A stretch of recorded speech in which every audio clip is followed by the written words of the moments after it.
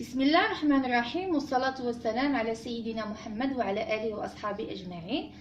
عزيزتي المشاهدات، أعزائي المشاهدين لقناة نفيسة للوصفات، نرحب بكم من جديد وتنتمنى يا ربي الفيديو ديالي يلقاكم أتم صحة وعافية. في سلسلة ديما المقاومة البرد بوصفات طبيعية، جيت لكم اليوم بواحد ان سيرو ميزون ان سيرو ميزون منزلي اللي تيداوي لاطو، اللي تيداوي السعال والنزله، وتيمكننا نقيو راسنا من هاد السعله قبل ما تجينا. فهو سيرو محضر للكبار والصغار، لان بزاف ديال الناس في هذا البرد تيعانيو من ديك السعله اللي جينونط، اللي مزعجه وبزاف ديال المرات طول السنه. فلهذا جيت لكم بواحد الوصفه الطبيعيه رائعه جدا، والانغريديون فوتيك ديالها ولا البطل الرئيسي ديالها هو لي كاروت، هو الخيزو الجزر اللي عنده فوائد كبيره، عنده قيمه غذائيه كبيره، فيتامين الكاروتين، الحديد، البوتاسيوم، المغنيسيوم، الكالسيوم والفوسفور. فهو دواء طبيعي للامساك والالتهابات المعويه، تينقي الدم، يحفز الجهاز المناعي، يقي من الامراض، عده امراض، معالج للبشره. فتنتمنى يا ربي ان شاء الله تعجبكم الوصفه. لهاد الوصفه غنحتاجو كي قلت لكم، عندي هنا 5 ديال الحبات ديال الجزر اللي غسلتهم وكررتهم، عندي عصير ديال الليمونه، عندي 2 معالق كبار ديال العسل الحره او اي نوع عسل من النوع الممتاز، عندي طبعا طنجره فنها ندير الجزر، وعندي كميه الماء. اذا بسم الله نبدا على بركه الله.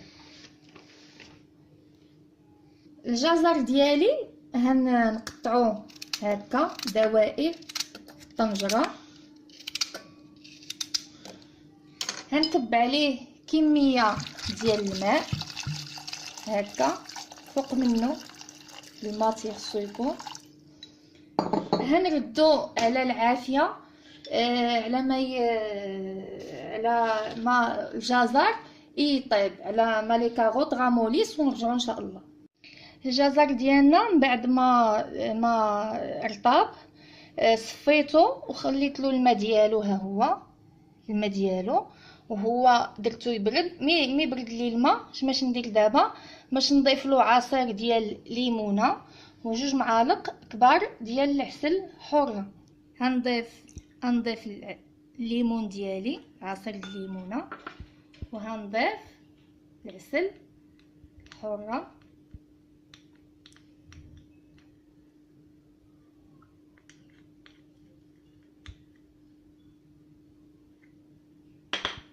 وهنحرك هكا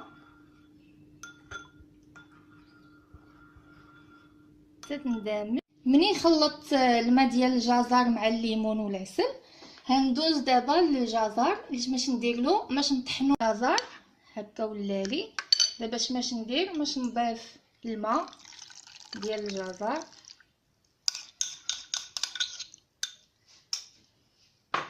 وهنحركو شويه هكا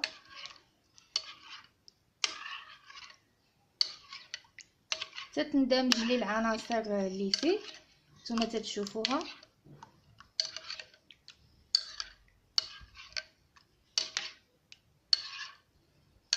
خليو حتى الماء ديال الجزر اللي تسلق فيه حتى يدفى، عاد استعملوه مع الليمون ومع الجزر هكا. دابا باش ندير، باش نكبو في قرعه ديال الزاج ستيريليزي، عقمتها مزيان. السيرو المنزلي ديالي وجد، نتوما كتشوفوا درتو في هاد القريعه اللي قلت لكم معقمه من قبل.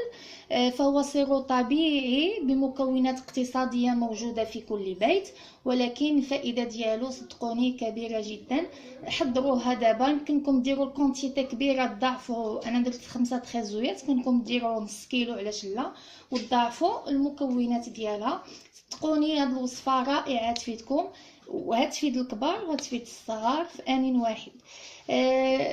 نبداو نديروا له، نحتفظوا به لمده 3 ايام في مكان بارد او في الثلاجه، وكل نهار غنبداو نديروا له هكا باش يندمجوا العناصر. والنهار الرابع يمكنه يتخاض 2 المعالق كبار او 3 في النهار، وتشوفوا الفائده ديالو من الاستعمال الاول ان شاء الله، من النهار الاول. تنتمنى الفيديو ديالي ان شاء الله يكون عجبكم وراقكم، وحتى تعم الفائده بارطاجيوه في الواتساب مع الاهل والاصدقاء. ولي ديما تنقول لي التحقت بالقناه دير ابوني ودير لايك وتكتب لي دي كومونتير، واللي بغات شي حاجه نديرها لها طلباتكم اوامر. واترككم في حفظ الله ورعايته، والى فيديو اخر ان شاء الله.